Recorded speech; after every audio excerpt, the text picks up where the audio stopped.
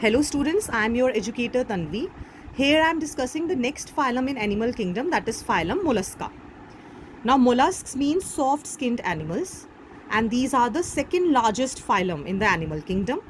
They can be terrestrial and aquatic, and other these characteristics are similar with the rest of the groups: organ system level of organization, bilateral symmetry, triploblastic, and having a body cavity. Unique feature is that the body is covered with a calcium shell. It is made up of calcium carbonate, and the body is divided into different parts called as head, muscular foot, and visceral hump. Now there is a soft and spongy layer of the skin which is called as mantle, and there is a hump also, elongated part like in octopus. The head is there now, that is a hump, elongated bumpy part. So the gap or the space between the mantle and the hump is referred to as mantle cavity. Now this is important because it contains gills, which are feather-like structures in these organisms. And the beauty of these gills is that here they are performing both these functions, respiratory functions also, as well as excretory functions also. For the movement and for sensing the environmental signals, they have sensory tentacles.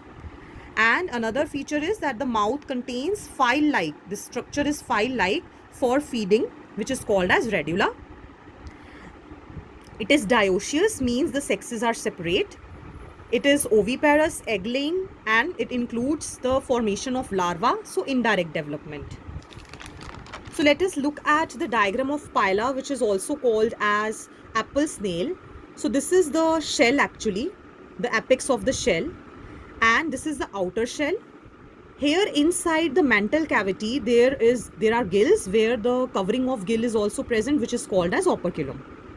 Another example is octopus, which is generally known as devilfish.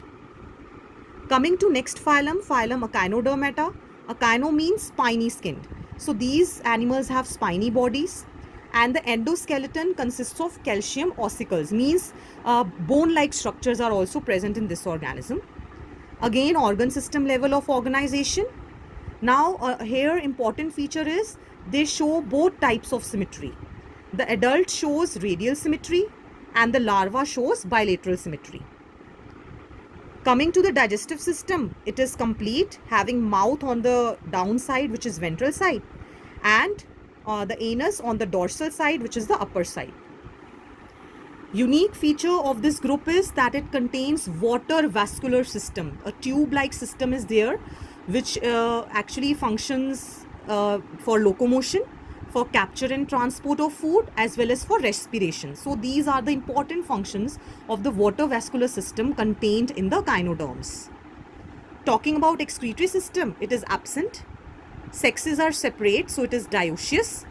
Fertilization takes place outside female body, so it is external fertilization. Again, development includes formation of larva, so it is indirect development.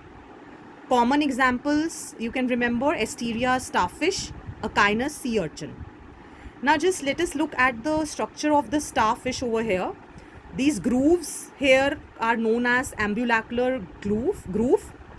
The central part is the mouth, and inside this ambulacral groove there are ring canals. Now let us see what is the beauty of this ring canal. It is having these tube-like structures, tube feet we can call these, for the water vascular system which we were talking about, which perform all these important functions in echinoderms. Now let us now discuss phylum Hemichordata. Now initially these were actually placed in chordates, okay, which are having notochord, but then these were separated because they do not have all the characteristics of chordates. So that is why these organisms were included in Hemichordata. So these are group of worm-like animals. The structure is worm-like. Again, the features remain the same: organ system level of organization, bilateral symmetry, triploblastic, and they have body cavity, so coelomate. The distinguishing feature is that the body is cylindrical and it contains proboscis, which acts like a head, a collar like a neck, and trunk like the rest of the abdomen region we have now, like that. So circulatory system is open, means there are no blood vessels contained in this organism. Respiration is through gills. Lungs are absent because mainly these are aquatic.